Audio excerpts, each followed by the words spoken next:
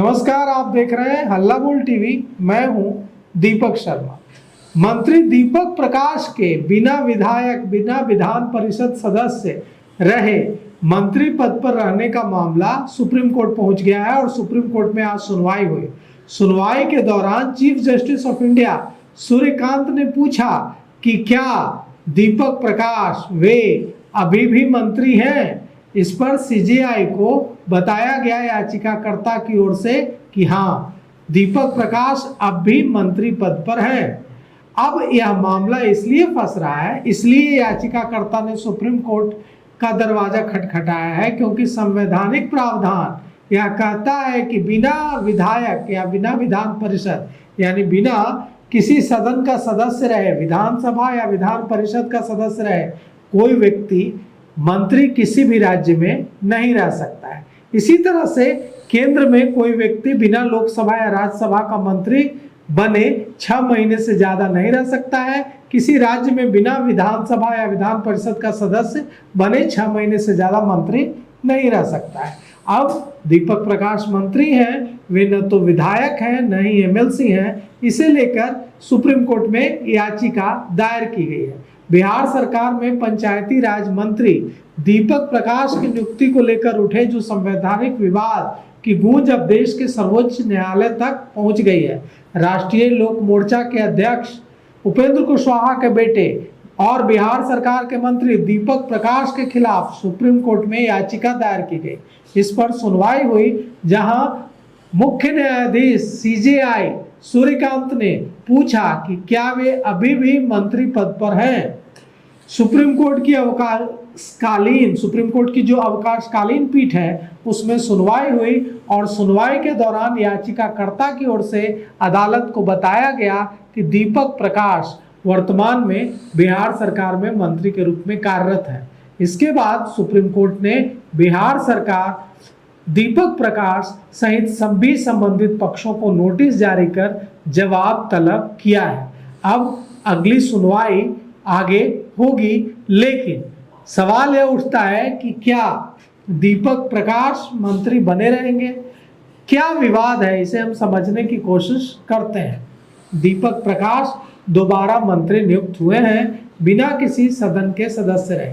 बिहार में जो 7 मई 2026 को मंत्रिमंडल विस्तार हुआ उसमें दीपक प्रकाश को दोबारा मंत्री बनाया गया है, लेकिन वे न तो विधानसभा के सदस्य हैं और न ही बिहार विधान परिषद के सदस्य हैं।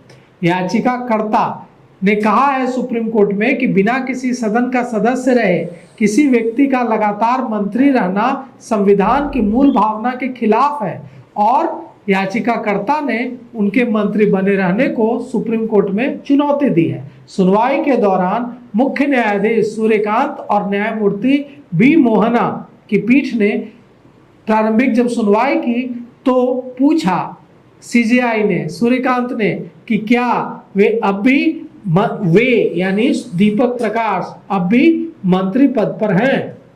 यह सवाल इसलिए अहम माना जा रहा है क्योंकि मामला सीधे संवैधानिक प्रावधानों से जुड़ा हुआ है। अदालत ने फिलहाल किसी तरह की टिप्पणी नहीं की है या राहत नहीं दी है, लेकिन सभी पक्षों से जवाब मांगा है, सभी पक्षों को नोटिस जारी किया है। संविधान इस बारे में क्या कहता है? भारतीय संविधान के अनुच्छेद 164(4) के मुताबिक अगर कोई व्यक्ति मंत्री नियुक्त किया जाता है तो वह राज्य विधानसभा या विधान परिषद का सदस्य उसे 6 महीने के भीतर बनना होगा।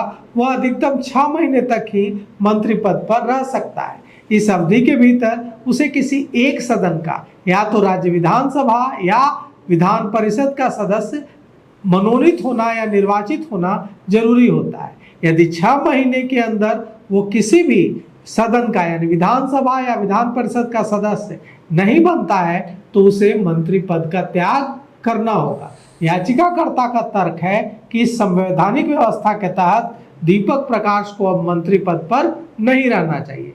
दीपक प्रकाश 2 बार मंत्री पद की शपथ ले चुके हैं, एक बार नीतीश कुमार सरकार में और दूसरी बार सम्राट चौधरी सरकार में, लेकिन वे विधानसभा या विधान परिषद की सदस्यता उन्होंने हासिल नहीं की है, कोई सदस्यता उन्होंने हासिल नहीं की है और मंत्री याचिकाकर्ता का कहना है कि उनका मंत्री पद पर रहना संवैधानिक नहीं है।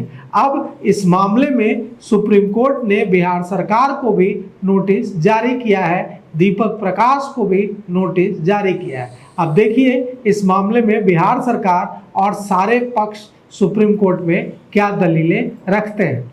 अब दीपक प्रकाश ने जब एमएलसी उन्हें नहीं बनाया गया भारतीय जनता पार्टी की ओर से, तो दीपक प्रकाश ने अपने बायो से मंत्री पद हटा दिया।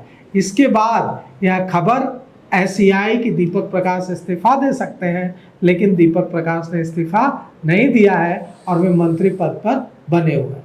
तो देखिए अब सुप्रीम कोर्ट में सुनवाई के दौरान क्या होता है। फिलहाल इस पेशकश में इतना ही। आगे की खबरों के लिए देखते रहिए हल्ला बोल टीवी। शुक्रिया।